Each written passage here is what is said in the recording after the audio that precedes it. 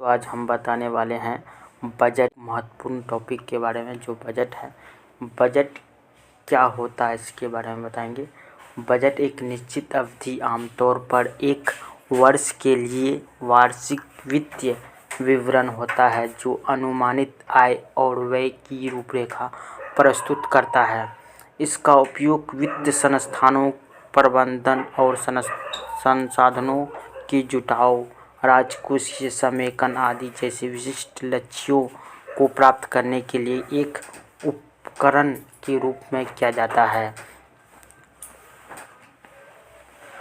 Budget सरकार के व्यय, कर लगाने की योजना है और अन्य लेनदेनों जो अर्थव्यवस्था और नागरिकों के जीवन को प्रभावित करता है का ब्लूप्रिंट होता है। भारतीय संविधान के अनुच्छेद 112 के अनुसार किसी विशिष्ट वित्तीय वर्ष के केंद्र बजट को वार्षिक वित्त विवरण AFS कहा जाता है।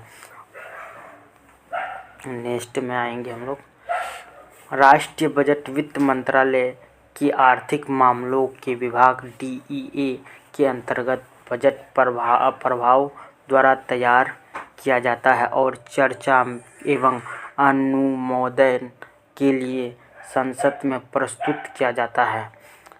विवेक देवराय समिति की सिफारिश के आधार पर वित्त वर्ष 2017 से 18 से रेल बजट को आम बजट में मिला दिया गया था। 1924 में एकवर्थ समिति की सिफारिशों पर अंग्रेज ने रेल बजट को आम बजट से अलग कर दिया। बजट को 3 श्रेणियों में बांटा गया है। नेक्स्ट आएंगे। पहला श्रेणी है संतुलित बजट, बैलेंस्ड बजट।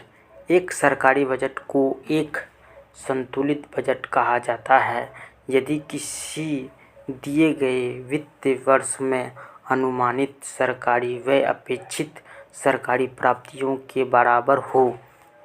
नंबर 2 में आते हैं अधिशेष बजट, सरप्लस बजट इंग्लिश में कहते हैं। एक सरकारी बजट को अधिशेष बजट कहा जाता है यदि अपेक्षित सरकारी राजस्व किसी विशेष वित्त वर्ष में अनुमानित सरकारी व्यय से अधिक हो। नंबर 3 में आता है घंटे का बजट, डिफिसिट बजट। यदि अनुमानित सरकारी व्यय किसी दिए गए वित्त वर्ष में अपेक्षित सरकारी राजस्व से अधिक है तो बजट को घंटे का बजट माना जाता है। बजट से जुड़ी महत्वपूर्ण पॉइंट पढ़ेंगे। भारत में सबसे अधिक बार बजट पेश करने वाला वित्त मंत्री मोरारजी देसाई थे। उन्होंने ये 10 बार बजट पेश किया था। मोरारजी देसाई ने 2 बार 1964 और 1968 में अपने जन्मदिन के अवसर पर 29 फरवरी को बजट पेश किया था। 1973 से 74 बजट को भारत का ब्लॉक बजट कहा जाता है क्योंकि 1973 से 74 के दौरान बजट घटकर 550 करोड़ रुपया था। आर वेंकट रमन और प्रणब मुखर्जी भारत के एक ऐसे 2 वित्त मंत्री रहे हैं जिन्होंने बाद में भारत के राष्ट्रपति के रूप में भी काम किया। भारत में पहली बार कॉर्पोरेट टैक्स की शुरुआत 1987 के बजट में राजीव गांधी के द्वारा की गई थी। अंतरिम बजट शब्द का प्रयोग पहली बार आर शम्मुखम चटर्जी के द्वारा 1948 से 1949 की अपने बजट भाषण में प्रयोग किया गया था। भारत में 7 अप्रैल 1860 को ईस्ट इंडिया कंपनी द्वारा ब्रिटिश क्राउन के अंतर्गत पहला बजट पेश किया गया था। भारत में बजट पेश करने वाले पहले वित्त मंत्री जेम्स विल्सन थे। नेक्स्ट आएंगे हम लोग। साल 2000 तक शाम 5 बजे ही बजट पेश किया जाता था, लेकिन वित्त मंत्री यशवंत सिन्हा ने 2001 में बजट पेश करने के समय में बदलाव कर इसे सुबह 11 बजे कर दिया। बजट से जुड़ी महत्वपूर्ण तथ्य। 2001 से हर बार सुबह 11 बजे ही बजट पेश किया जाता है। शाम 5 बजे बजट पेश करने की परंपरा की शुरुआत सर बेसिल ब्लैकेट द्वारा साल 1924 में शुरू की गई थी। निर्मला सीतारमण लगातार बजट पेश करने वाली होगा पहली 8 बार बजट पेश वित्त मंत्री बन गई है। उन्होंने इस मामले में मोरारजी देसाई को पीछे छोड़ दिया है, जिन्होंने लगातार 6 बार बजट पेश किया थे। केंद्र बजट 2025 से 26 में फोकस ज्ञान को दिया गया है। इसका पॉइंट पढ़ेंगे। केंद्र वित्त मंत्री निर्मला सीतारमण ने संसद में देश का आम बजट पेश करते हुए कहा है कि इस बार का बजट ज्ञान पर केंद्रित है। ज्ञान का अर्थ होता है गरीब, युवा, अन्नदाता और नारी शक्ति होता है। इस बजट में प्रस्तावित विकास उपाय 10 व्यापक क्षेत्र में है, जिनमें गरीबों, युवाओं, किसानों और महिलाओं पर ध्यान केंद्रित किया गया है। ज्ञान पर केंद्रित 10 सेक्टर। नंबर 1 कृषि का विकास और उत्पादनकता को गति देना। नंबर 2 ग्रामीण संपन्न और अनुकूल निर्माण। नंबर 3 समावेशी प्रगति के पथ पर सबको साथ लेकर चलना। नंबर 4 भारत में विनिर्माण बढ़ाना और मेक इन इंडिया को और आगे ले जाना। नंबर 5 में MSME को सहायता देना, रोजगार के जरिए विकास को समर्थन बनाना। नंबर 7 में जनता अर्थव्यवस्था और इन्वेंशन में निवेश करना। नंबर 8 में ऊर्जा आपूर्ति सुनिश्चित करना। नंबर 9 में निर्यात को बढ़ावा देना। नंबर 10 में क्या होता है अभी बताते हैं भाई साहब। नंबर 10 में इनोवेशन को प्रोत्साहित करना।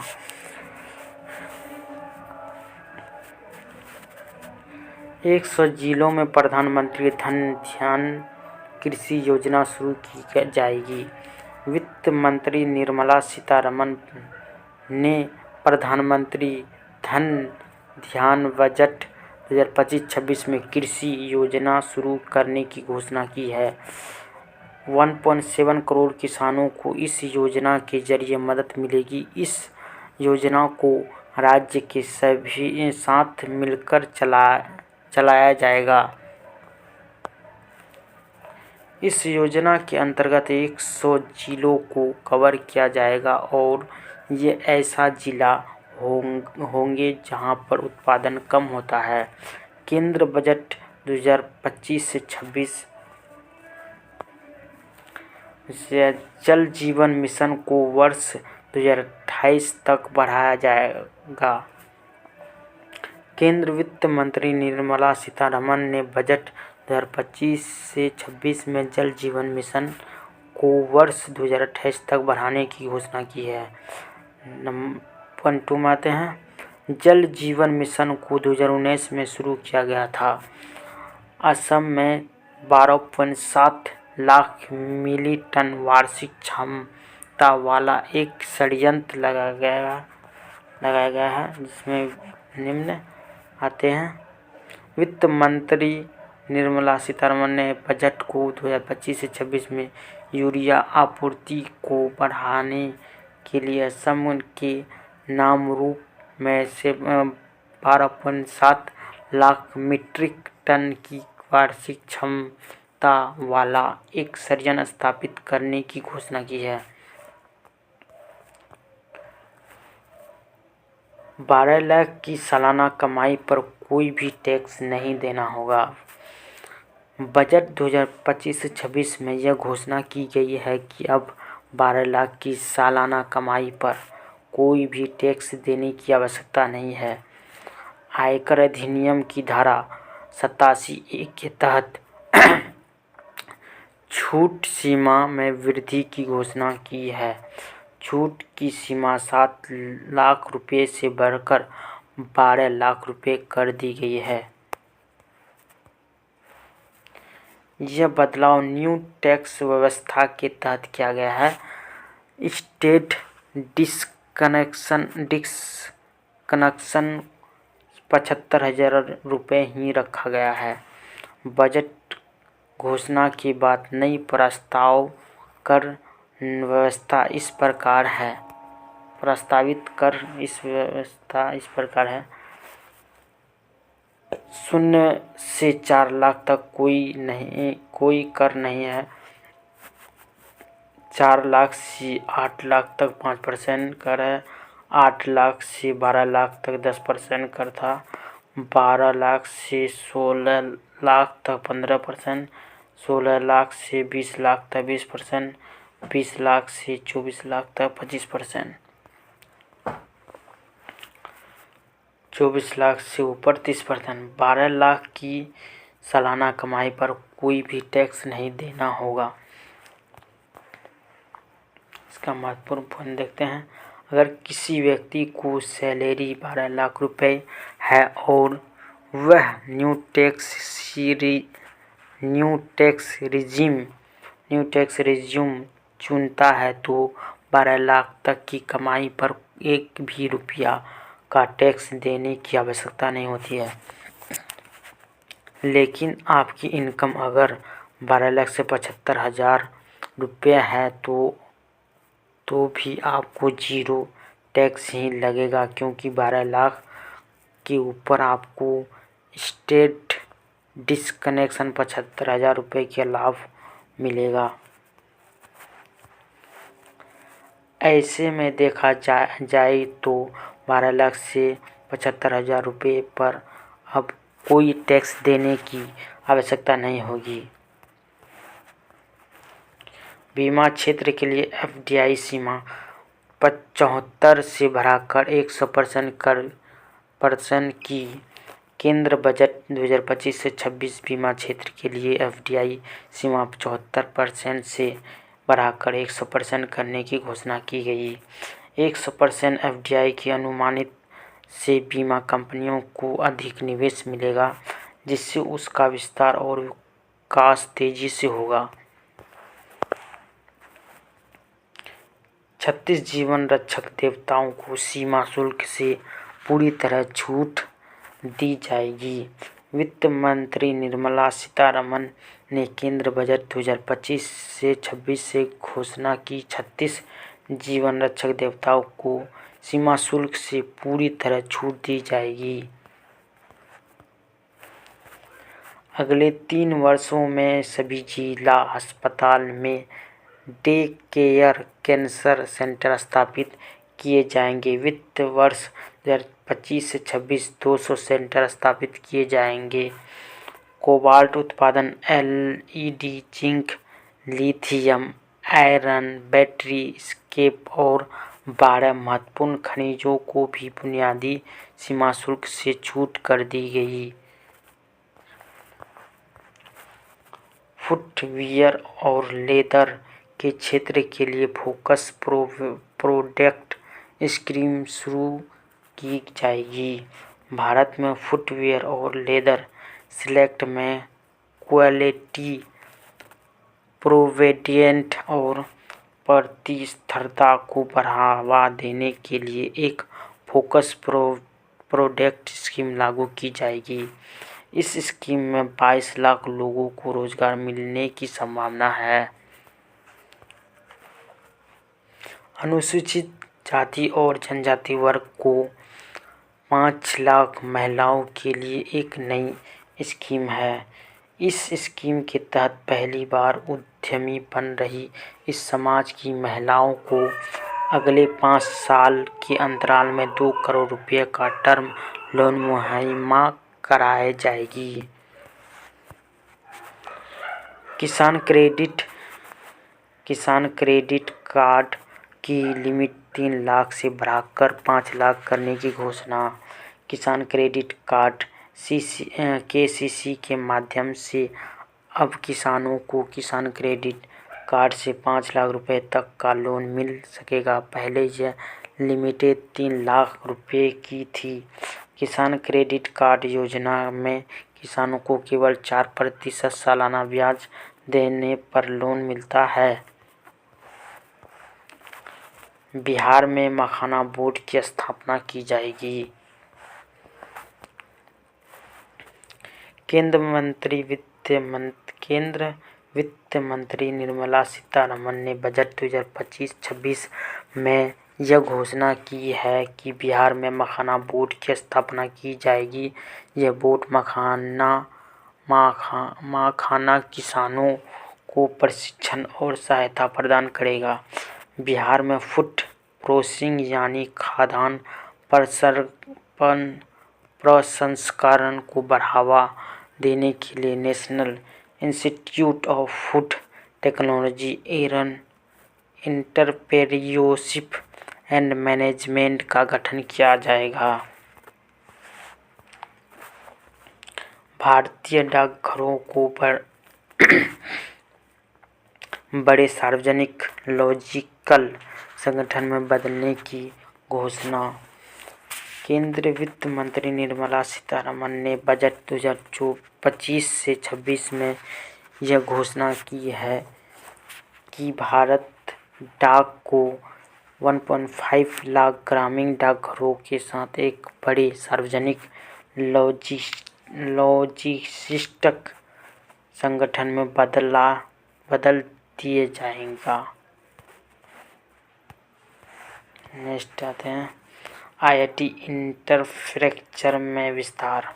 वित्त मंत्री निर्मला सीतारमण ने बजट 2025-26 में आईआईटी पटना का विस्तार करने की घोषणा है कि साथ ही यह भी बताया गया है कि भारत में 5 प्रमुख आईआईटीएस की अतिरिक्त इंफ्रास्ट्रक्चर बनाई जाएगी ताकि शिक्षा और शोधन के क्षेत्र में और अधिक क्षमता और अवसर प्रदान किया जा सके। 50,000 अटल टिंकरिंग लैब स्थापित की जाएगी।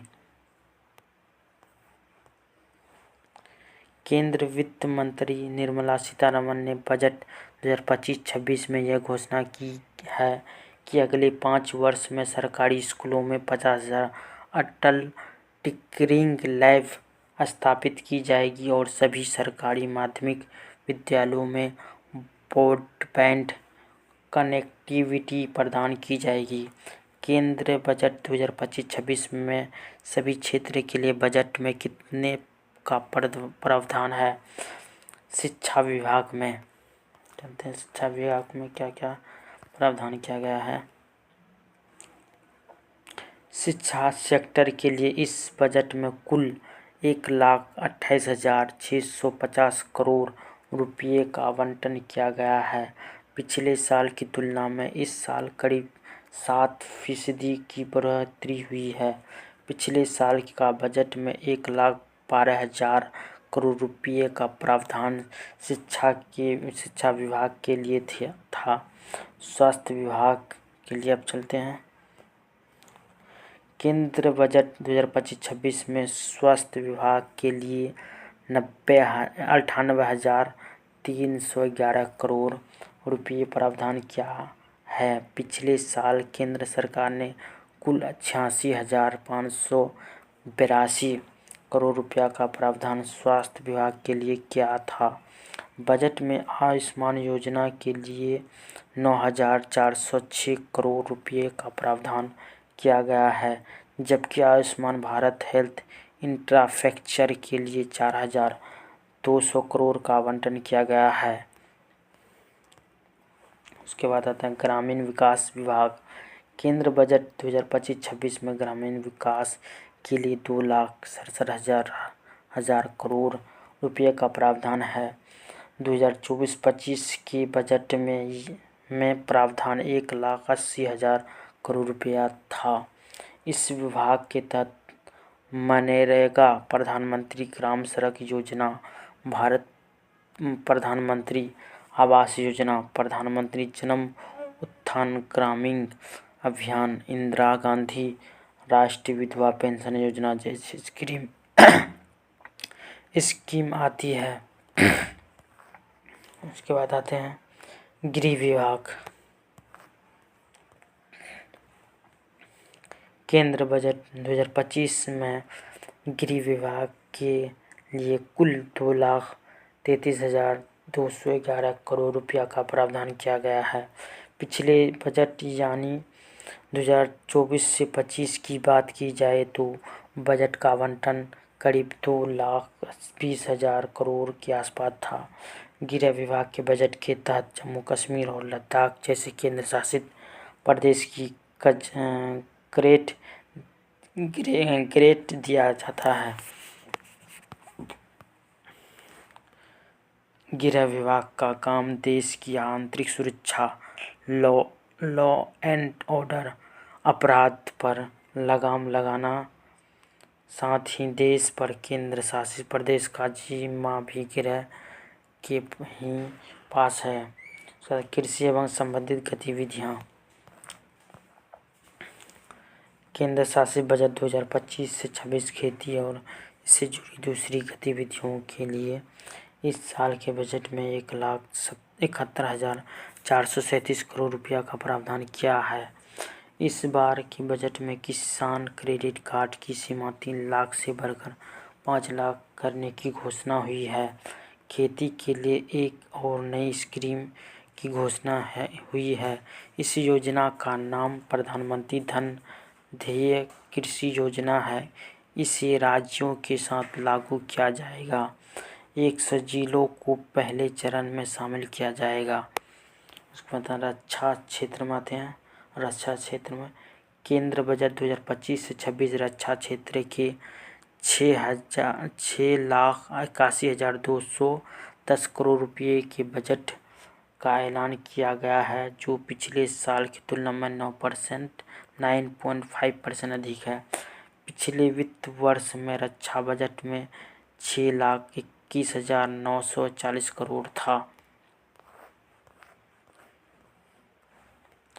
इस बजट में कुल 1,92,387 करोड़ की पूंजीगत व्यय और 4,88,822 करोड़ का राजस्व व्यय निर्धारित किया गया था, जिसमें से 1,60,795 करोड़ पेंशन के लिए आरक्षित है।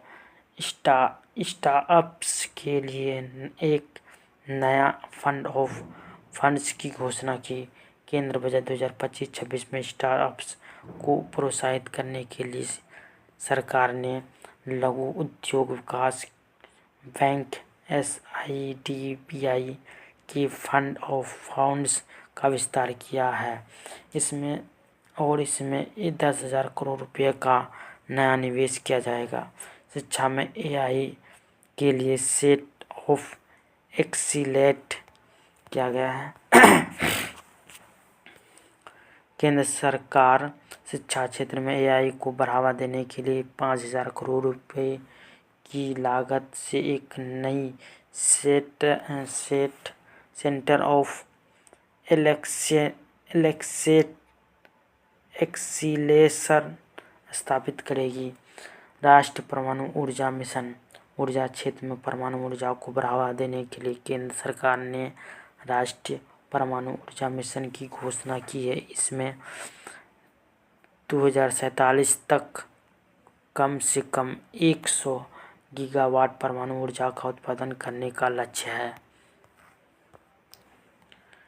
इसके लिए सरकार 20,000 करोड़ रुपए की लागत में एक शोध का विकास R&D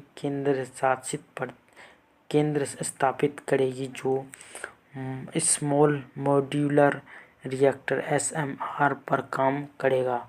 परमाणु ऊर्जा अधिनियम, एटॉमिक एनर्जी एक्ट और परमाणु क्षति हेतु दीवानी दायित्व अधिनियम civil liabilities for nuclear damage act में इस संशोधन किया जाएगा ताकि निजी कंपनी की भागीदारी बढ़ाई जा सके। मत्स्य पालन को बढ़ावा देने की घोषणा। वित्त मंत्री निर्मला सीतारमण ने आम बजट 2025-26 अंडमान निकोबार और लक्षद्वीप में टिकाऊ मत्स्य पालन को बढ़ावा देने की घोषणा की है। केंद्र सरकार भारत में समुद्री संसाधनों की संतुलित उपयोग सुनिश्चित करने और सी फूड नियमित को बढ़ाने के लिए एक नीति बनाएगी। दालों को आत्मनिर्भर हासिल करने के लिए 6 साल की मिशन। वित्त मंत्री निर्मला सीतारमण ने अपनी केंद्र बजट 25-26 भाषण में दालों में आत्मनिर्भर हासिल करने के लिए 6 साल के मिशन की घोषणा की है, जिसमें तुअर, कबूतर, मटर, उड़द, काला चना और मसूर पर विशेष ध्यान दिया जाएगा। गीग कामगारों के लिए पहचान पत्र। आज के दौर में food delivery, cab driver, fisher, logistics और ऑनलाइन सेवाओं में लाखों लोग गीग कामगारों के रूप में काम कर रहे हैं। केंद्र सरकार इन गीग कामगारों के लिए एक योजना लेकर आई और इन्हें ई-श्रम पोर्टल पर पंजीकृत करने पहचान पत्र दिया जाएगा। इसके साथ ही पीएम जन आरोग्य योजना के तहत स्वास्थ्य सुविधा दी जाएगी। लगभग 1 करोड़ गीग कामगारों को इसका लाभ मिलेगा। 5 national staff of excellence for scheme की होगी स्थापना। Make for India, make for the world विनिर्मित के लिए 5 national centre of excellence for skilling की स्थापना की जाएगी। स्वामीन फंड 2 की घोषणा।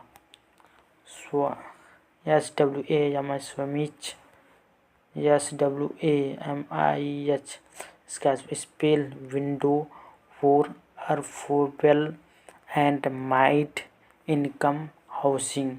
वित्त मंत्री निर्मला सीतारमण ने रुकी हुई आवास परियोजना में 1 लाख इकाइयों को पूरा करने के लिए 15,000 करोड़ रुपए ने नए स्वामी फंड की घोषणा की है।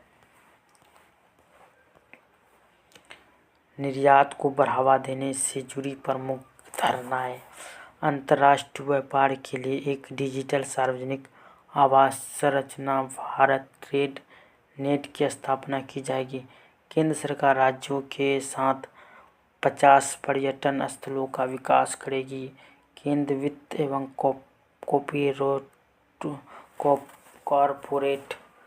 कॉरपोरेट मामले की मंत्री निर्मला सीतारमण ने घोषणा की कि केंद्र सरकार राज्य के साथ साझेदारी का शीर्षक 50 पर्यटन स्थलों का विकास करेगी।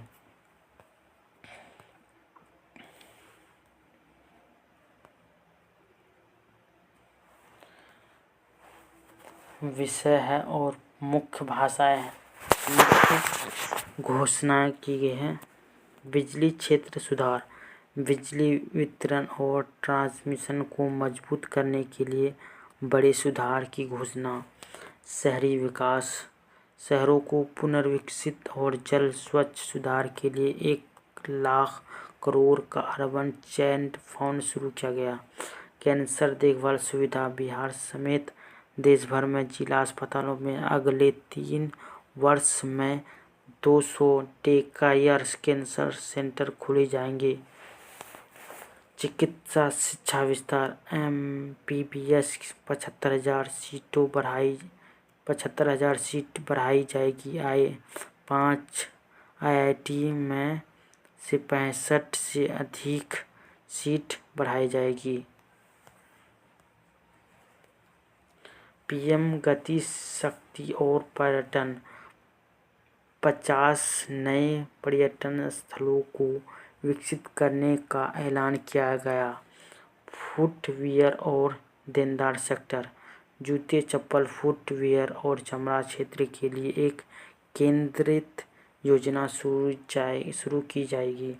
निवेश विकास का तीसरा इंजन सकल आंगनवाड़ी और पोषण 2.0 योजना के तहत 8 करोड़ बच्चों को समर्थन। IIT इंफ्रास्ट्रक्चर विस्तार 5 IIT में बुनियादी ढांचे का विस्तार किया जाएगा। नेक्स्ट में आते हैं भाषा और शिक्षा। मातृभाषा शिक्षा को बढ़ावा देने के लिए भारतीय भाषा पुस्तकों की योजना शुरू।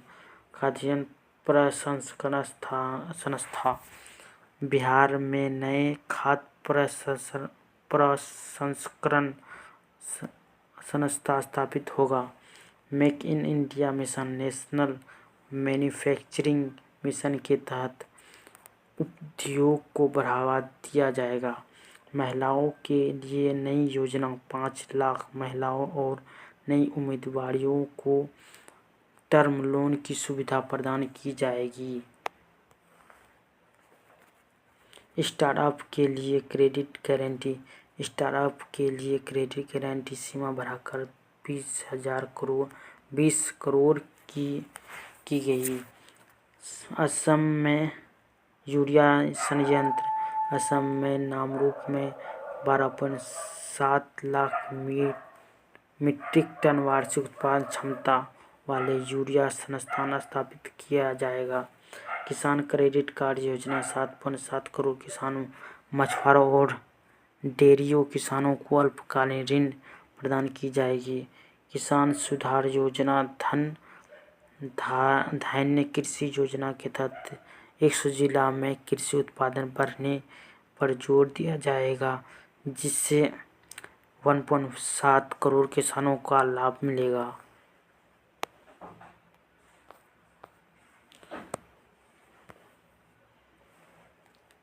अब हम लोग टेस्ट बजट में MCQ लगाएंगे। चलिए शुरू करते हैं टेस्ट को। नंबर 1 में बजट शब्द का अर्थ क्या होता है? चमड़े का थैला। नंबर 1 चमड़े का थैला होता है।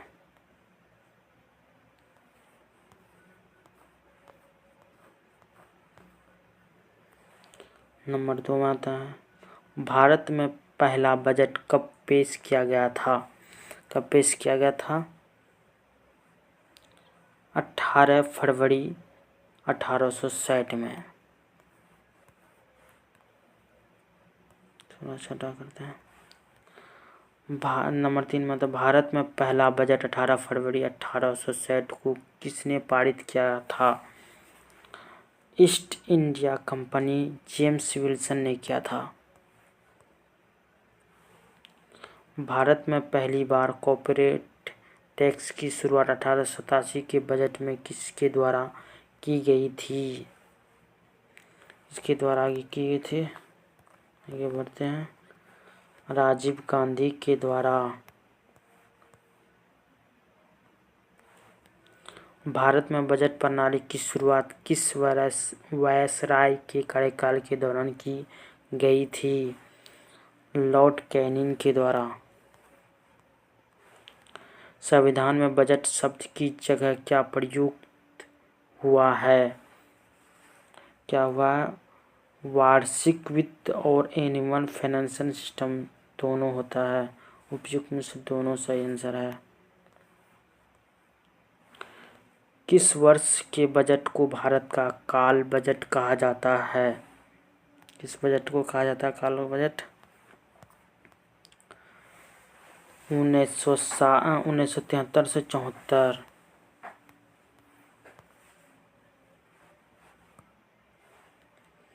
अंतरिम बजट का प्रयोग पहली बार आर शानमुख चेट्टी द्वारा अपने किस वर्ष के भाषण में किया गया था? 1948 1949। बजट को एक नियमित अवधि के दौरान अनुमानित प्राप्तियों और व्यय के विवरण के रूप में किसने परिभाषित किया? लेरॉन ब्यूलियू ने। आंसर होता है बी नंबर, लेरॉन ब्यूलियू ने। संसद में केंद्र बजट की तैयारी और प्रस्तुति के लिए निम्नलिखित में से कौन सा जिम्मेदार है? आर्थिक मामले का विभाग। एक बजट दस्तावेज जो किसी विशेष वित्त वर्ष के लिए सरकार की राजस्व प्राप्तियों और राजस्व व्यय से संबंधित होता है, क्या कहलाता है? राजस्व बजट कहलाता है। वार्षिक वित्त विवरण का प्रावधान भारतीय संविधान के किस अनुच्छेद में किया गया है? अनुच्छेद 112 में। किस वर्ष सर विलियम एकवर्थ की अध्यक्षता में ईस्ट इंडिया रेलवे कमेटी की सिफारिशों पर सामान्य सरकारी वित्त रेलवे वित्त को अलग कर दिया? 1924 में। भारत का केंद्र बजट और रेलवे बजट किस वर्ष विलय किया गया? ए नंबर 2016। किस वर्ष तक शाम 5 बजे की बजट पेश की जाती थी? किस वर्ष तक शाम 5 बजे ही बजट पेश किया जाता था? 2000।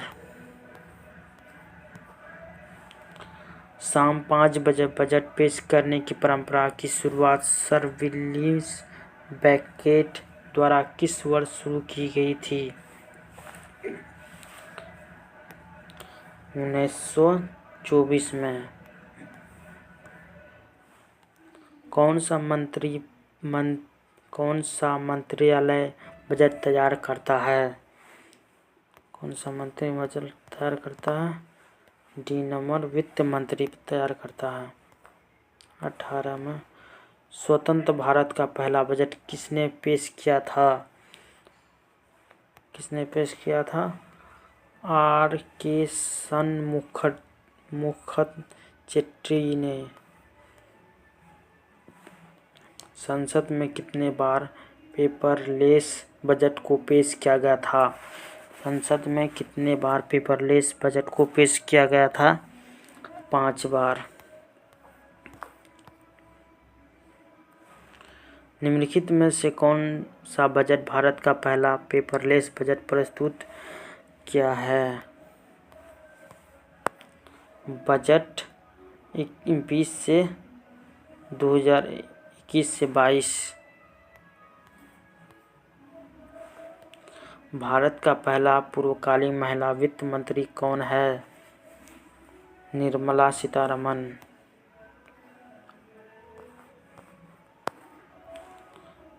भारत की पहली महिला वित्त मंत्री कौन है? इंदिरा गांधी।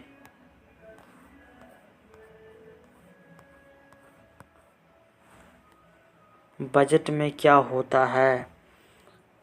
सरकार को आमदनी और प्रस्तावित योजना पर होने वाले खर्च का विवरण, सरकार की कमाई और खर्च का ब्यौरा, मंत्रालय को उनके खर्च के लिए धन राशि का आवंटन, उपयुक्त सभी। D number. लगातार 8 बार बजट पेश करने वाली पहली महिला वित्त मंत्री कौन बनी? निर्मला सीतारमण।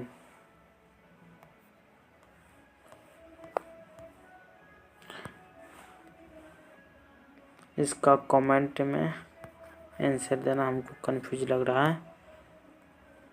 इसका 24 का आंसर कमेंट में देना है। भारत में शून्य बेस बजट का प्रयोग पहली बार किस वर्ष की गई थी?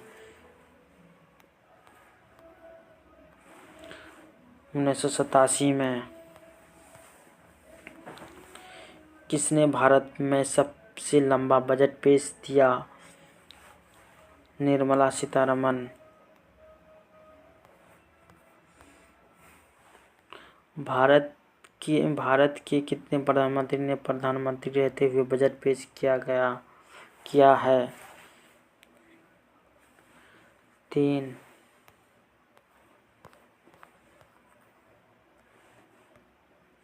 28 का गणतंत्र भारत का पहला बजट किसने पेश किया? जॉन माथाई ने।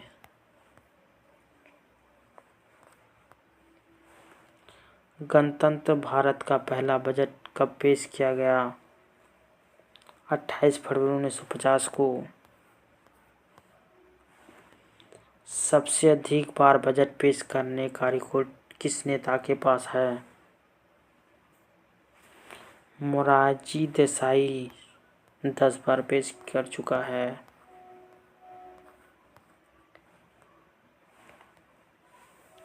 2017 में पहले बजट किस तिथि को पेश किया जाता था? फरवरी के अंत में। 2017 के बाद बजट किस तिथि को पेश किया जाने लगा था? 1 फरवरी। अंतरिम बजट को क्या कहा जाता है? अंतरिम बजट को क्या कहा जाता है? मिनी बजट और वोट ऑन काउंट उपयुक्त में से दोनों। भारत में निम्न में से कौन सा बजट का प्रकार नहीं है? आरक्षित। भारतीय बजट व्यवस्था का जनक किसे कहा जाता है? जेम्स विल्सन को कहा जाता है। किस प्रधानमंत्री ने संसद में पहली बार बजट पेश किया था? जवाहरलाल नेहरू ने किया था। जी नंबर इसका है 37 का। रेल बजट को आम बजट में विलय का फैसला किस समिति की सिफारिश के आधार पर किया गया? एकथवर्थ समिति के द्वारा। बजट के लिए कौन सा परंपरा 1860 में शुरू की है? बी नंबर बजट को लाल रंग के बैग में लाना। 40 का होता। बजट पेश करने के लिए लाल रंग वाली बैग लाने की परंपरा किसने शुरू की थी? विलियम एडवर्ड ग्लैडस्टोन ने। संसद में बजट किस भाषा में पेश किया जाता है? अंग्रेजी में किया जाता है।